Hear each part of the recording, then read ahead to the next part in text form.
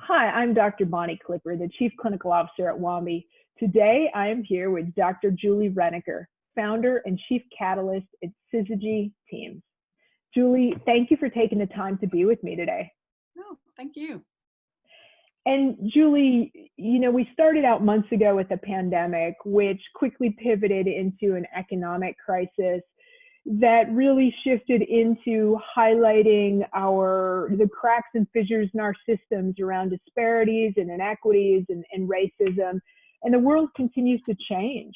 As nurses and as leaders, people often look to us for guidance. What thoughts and insights can you share on how we can show up as our best selves every day, and how do we help make the world a better place?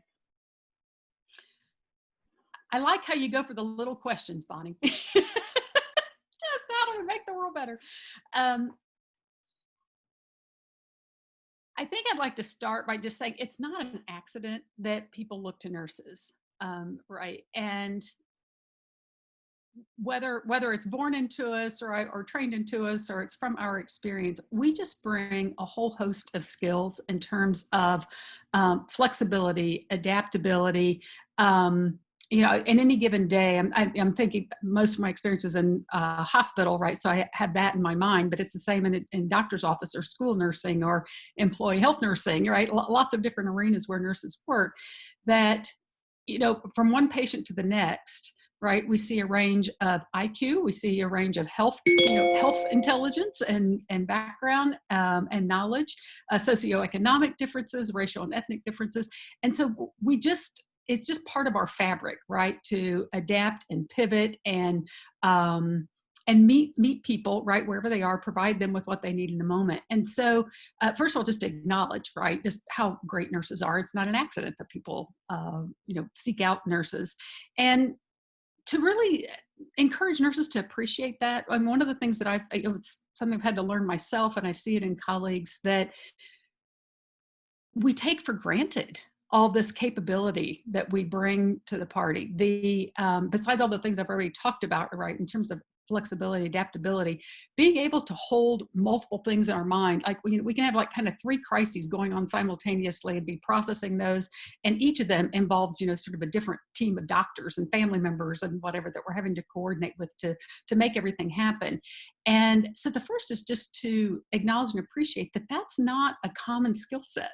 So just showing up, right, is enough. It's not how to show up to do better or do miracles, just showing up. If a nurse is on the scene, it's already better, right? So that's the first thing. And I just hope some of our colleagues out there can take that in and take a deep breath and really appreciate themselves.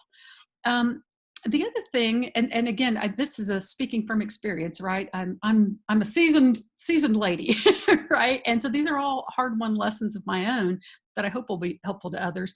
The second thing is to play to your strengths. I think that so often we think that work is hard, care is hard. You just have to do it. You just sort of have to grit and bear through. But in many of the ways that we're going to be called upon, whether it's at home or in our communities or for our children's school or in our extended family that might need help, there are going to be some of those things that are going to be easy for us and come naturally and don't require a lot of energy. And then there are going to be others that are just going to be, obligation, duty, etc. Sometimes you have to do the duty obligation in the moment, but really work at not doing it again. Right? Because the thing that you think is duty obligation, there's somebody else out there that really likes to do that thing, right? And is really good at it and really fast, and it would energize them, and you might be cheating them out of an opportunity themselves. So it's that doing these things that come easily to you. One, it is a contribution. Not everybody can do it. And it will fill your own bucket, right, as part of doing it, or at least not deplete you so much, because I think one of your previous speakers talked about this, not a marathon or sprint, but a triathlon, I think was a lovely analogy that she used, right? This is a long, complex run that we're going to be in, and we don't even know what's coming next. So I think we need to be thoughtful about ourselves in terms of conserving our energy and not feeling selfish about doing that, knowing that to continue to bring our best selves, to continue to show up, we got to take, we got to take care of ourselves. And then that's the last thing, right? Is active self-care.